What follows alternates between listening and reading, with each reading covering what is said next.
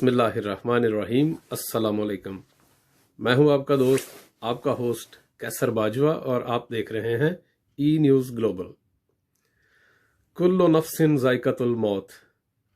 नाजरीन, इस दुनिया में या पूरी कायनात में जहां भी कोई ज़िंदगी है उसे एक दिन ख़त्म भी होना है।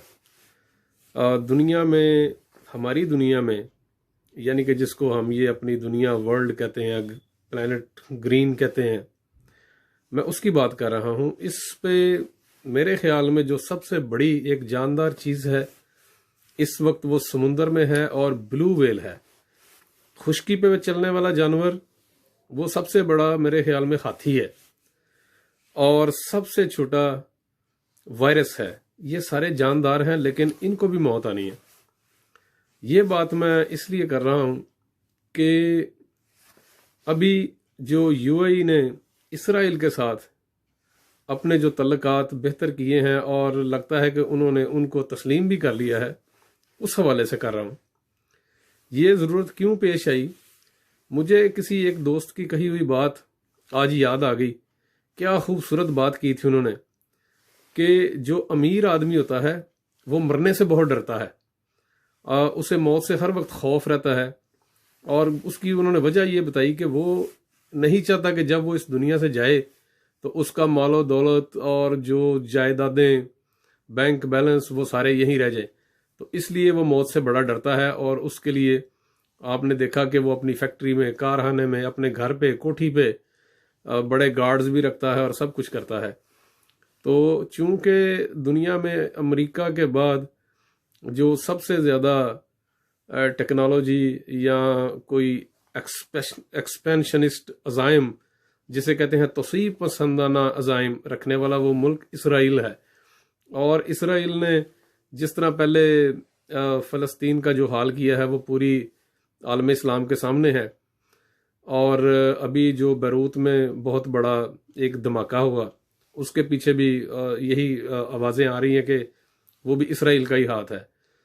तो लगता यूँ है कि ये जो अमीर मुल्क हैं इनको अपनी मौत से डर लगता है, जैसे यूएई, सऊदी अरेबिया, जापान की बात करें तो उन्होंने अपने ऊपर अमेरिकी 2 एटम बम खाने के बाद, बजाय इसके कि वो अपनी उस जो उनको इस तरह अमेरिका ने नुकसान पहुंचाया उसको ज़हन में रखते, उन्होंने अमेरिका को अपने फ़ौजी अड्डे वहाँ पे मुहैया किए। इसी तरह सऊदी अरब ने अड्डे मुहैया किए। अब मेरे ख्याल में यूएई वो इस कदर खौफजदा हो गया वहाँ के हुक्मरान कि उन्होंने इसराइल को तस्लीम करने में ही अपनी आफियत समझी।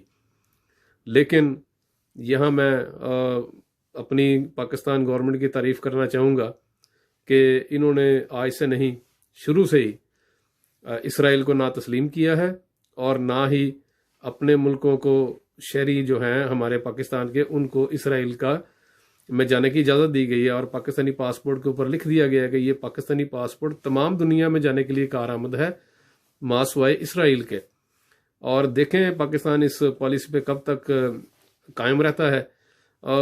चाहे इसराइल को हमारे इस जो तल्लुकात उससे ख़राब हैं या हमने तस्लीम नहीं किया इसराइल को, चाहे हम पाकिस्तान कोई मुआशी, इक्तसादी, फ़ौजी किसी किस्म का नुकसान नहीं पहुँचा सके, लेकिन हमने जो फ़लस्तीनी मुसलमान थे उनके साथ अपनी हमदर्दी और यकजहती की अलामत के तौर पे पाकिस्तान ने इसराइल से अपना जो फासला था, दूरी थी सफारती, वो बरकरार रखी, जो कि एक काबिल तहसीन बात है।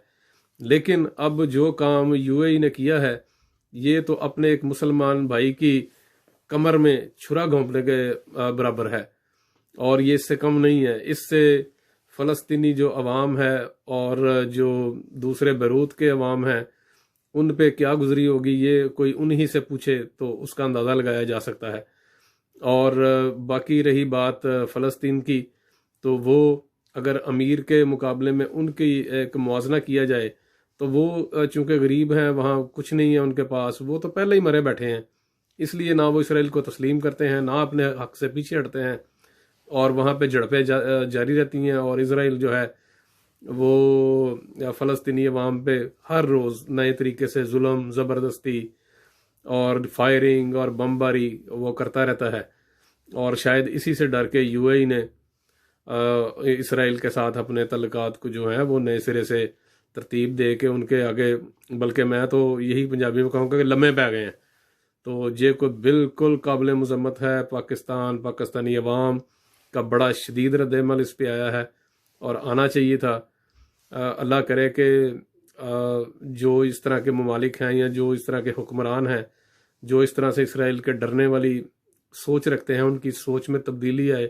اب دیکھیں، پاکستان اگر شروع سے اسرائیل نے تسلیم نہیں کیا تو اسرائیل نے پاکستان کا کیا بگاڑ لیا ہے؟ تو ایسی کوئی بات نہیں ہے، پاکستان بھی ماشاءاللہ ایک ترقی پذیر ملک ہے، ترقی دن بدن کر رہا ہے، حالات بہتر ہو رہے ہیں۔ تو اگر یو اے ای بھی اتنی دیر سے اس نے ایک سٹینڈ پہ قائم تھا اسرائیل کے ساتھ تعلقات کو لے کے، تو اب بھی باقی کا سفر بھی نکل جاتا تو شاید اسرائیل پہ کوئی پریشر بنتا کہ وہ فلسطین کی آزادی کی طرف آتے۔ لیکن اگر ہم آپس میں ہی مسلمان ملک یا مسلمان بھائی، مسلمان لوگ اندر سے غدار، میں تو صاف لفظوں میں کہوں گا، نکل آئیں، تو پھر جسے کہتے ہیں کیا امت مسلمہ، اس کا پھر اللہ ہی حافظ ہے۔ تو یہ ایک بات تھی۔ اس میں اگر آپ اپنی کچھ رائے کچھ دینا چاہیں تو نیچے کمنٹس میں ضرور بتائیں کہ مسلمان امہ کو یا پاکستان کو سعودی عرب سے تعلقات خراب کرنے کے بعد کیا یو اے ای سے بھی تعلقات اثر نو ترتیب دینا ہوں گے، یا یہ دیکھنا ہوگا کہ جو ہمارے سب سے پرانے دوست تھے وہ ہمارے کب کام آئے، نہیں آئے، یا آگے جو ہمارے نئے دوست بن رہے ہیں خطے میں وہ پاکستان کے ساتھ کس حد تک چلنے کو ملنے کو تیار ہیں۔ تو یہ ساری بڑی سپیڈ سے دنیا میں دوستی کے، جنگوں کے، سرحدوں کے حالات چینج ہو رہے ہیں۔ تو پاکستان کو بھی بڑی سوچ سمجھ کے ساتھ اپنے جو اس طرح کے اسلامی ممالک ہیں یا جو ہمارے ہمسایہ ممالک ہیں یا جو ہمارے دوست ممالک ہیں، ان سب کے ساتھ اپنی خارجہ پالیسی پہ نظر ثانی کرنی ہوگی، اور اس پالیسی میں اپوزیشن کو بھی شامل کرنا چاہیے، کیونکہ چاہے اپوزیشن تھی جو بھی تھی، ہے تو پاکستانی ہے، تو وہ بھی پاکستان کے لیے اتنا ہی درد رکھتے ہیں جتنا ہر عام شہری رکھتا ہے۔ تو یہ آج کی بات تھی۔ امید ہے آپ کو ویڈیو پسند آئے گی۔ مجھے اپنی دعاؤں میں یاد رکھیں۔ اللہ آپ سب کا حامی و ناصر ہو۔ پاکستان زندہ باد۔